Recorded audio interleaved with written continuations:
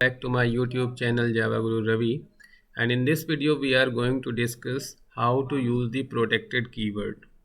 So basically protected keyword is used when you want to allow your members of a class to be accessed outside the package only to the subclasses. If you want to allow any member to be accessed outside the package to everybody, then we will be using the public keyword. So let us start the demo. I'm going to create a class here, public class test, and in this class I'm going to just create two data members. One is public and other is protected. So creating one public data member, public int, let's say roll is equal to 12, and second one is the protected member, protected, let's say double CGPA is equal to 7.8,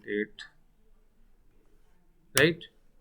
So these are the two members. Now this class test I want to make the part of some package. So what I have to do here is, on the top the very first line should be the package declaration.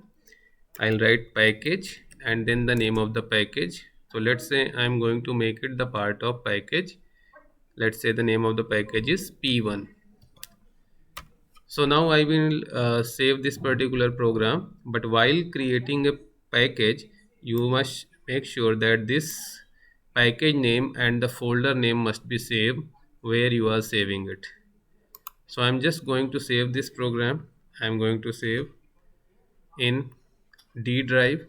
So I'm going to D drive, and in D drive I'm going to create a package, let's say demo. Inside the demo I am going to have a class P1, sorry, package P1, and in this P1 I am going to save this file. So it will be saved with the name class test.java. So its name will be test.java, right? So what I have done, I have created a package P1, and the location of this package is in the D drive demo folder. P1 folder is there, and then this class is public so that it can be accessed outside the package also. And I'm saving it. I have saved this, and I'm mentioning here the location. So where I have saved this particular file, in D drive and folder, which folder, demo, and there we have a package P1. This is how we have created this class. Right, now I'm going to this is my P1 folder, D drive demo, and here we have P1. In this P1 I have created this test.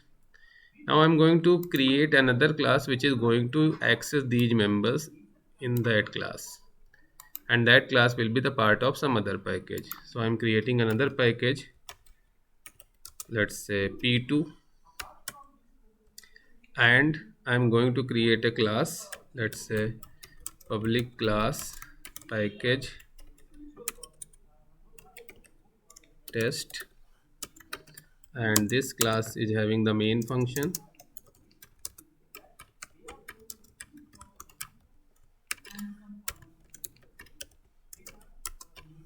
and in this main function I'm going to access those members of the class. That class name was test.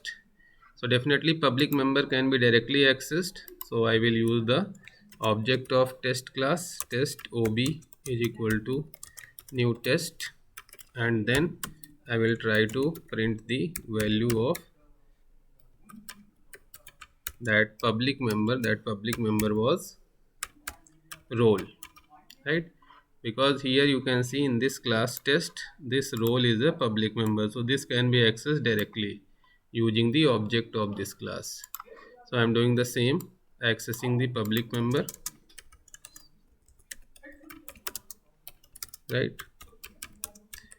So it can be directly accessed without any kind of formalities, but we have to import the package. So package import statement we'll need to write, import package name is P1, and inside this P1 which class you want to access, Either you can write asterisk here or you can directly mention the name of the class. So I can write p1.test. Right, so this is a package statement and the import statement.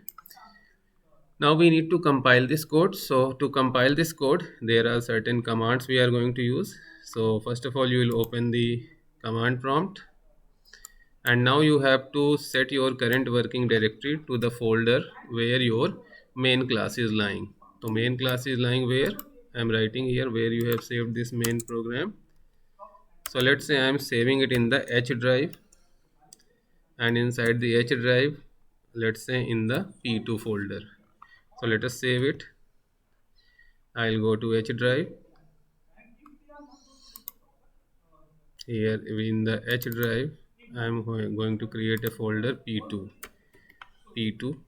and in this P2 folder, I'm going to save it, and we'll save it as package test.java. Right, so what will be my current working directory? My current working directory in the H drive P2 folder. So I'll write here H drive and then change the directory to P2. So current working directory is the directory where my main class is lying. Now I'll compile. So I'll write Java C. Then generally what we write, package test, right? But this will not work. Why? Because when you will compile this, the Java C compiler will access the package test. But in this package test, I am trying to access the test class, which is in some other package, right? That is lying in the D drive.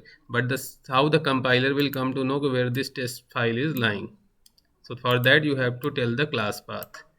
So this is a temporary path, so I will give you using the -cp. Otherwise you can say it will give me the error package p1 does not exist, right? So to resolve this problem, you need to give the class path. How you give the class path? Using the -cp or -class path. So -cp, and here you have to specify the path up to the package, means just outside the package. So your class, where is your class? D drive demo p1. So you have to give the path up to demo, right? So I'll give here the path D drive slash demo. If you have some other class, so by separating with the comma, you can give another class name path, right? Now we'll compile. So for compiling, the name of the file is package test.java. So I'll give here package test.java. So now you'll see it is compiled successfully, and in a single go both the files are compiled and respective class files are created in the respective folders. Let us check that. This is your P2 folder, H drive. In the H drive we have P2 folder. You can see here package test file is compiled, and other one is P1 folder. You can see here test file is compiled and .class file is created. Now coming to the execution. For executing a Java program, what we have to do is we have to come outside the package, right? Your current working directory should come outside the package, because package is providing you increased encapsulation. So now this class package test is no more known as package test. It will be known as p2.package test, because it is the part of p2 package. So I have to come outside cd dot, then I have to run. So I have to write java, then again I have to give the class path of the reference class. So same path we will give, d drive slash demo, right? And then here you have to put semicolon. During the execution you have to put semicolon, and then what will be the name of the main class? You will give the name of the class.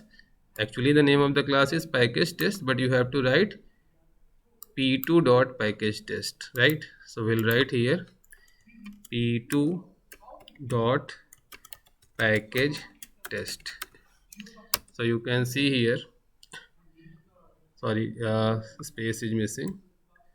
So I have to write here something like this, and you can see 12 value of roll number is printed here, right? So this is public member, we can directly access.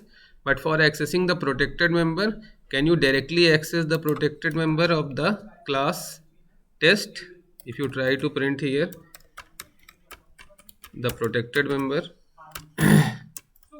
CGPA, so what you will write? If you try to write ob dot CGPA, can you write this ob dot CGPA? Here you have a CGPA variable, but it is not public, so you cannot access it. If you try to compile the same code once again, again I have to go to the same folder, inside that p2, and then again you have to write the command to compile. So it will be saying that CGPA has a protected access in the test class. So protected member cannot be accessed, but public member can be accessed, right? So how to access this? So protected member can be accessed only in the inherited class outside the package. It means if I want to access in the package test, I have to inherit the class test, right? So here I have to inherit this class from the test because I want to access the protected member of test class. So I'll write here extends test, right? So inherited class, now can you access it directly? So the answer is no. So it will say, I tried to do this, so it will say again CGPA has protected access. So how you can access? Protected member can be accessed but using the object of its own class. So it means I have to create the object of the current class, means package test. So I'll create here package test ob2 is equal to new package test, and then I'll write here ob2 dot cgpa. Now it can be compiled. Let us compile. It is compiled successfully. Now we have to run, come outside the package, again give the command, and the output is there, right? So protected member outside the package can be accessed in the inherited class only, but using the object of the inherited class, not the original class, right? So that's all about this video. Thank you.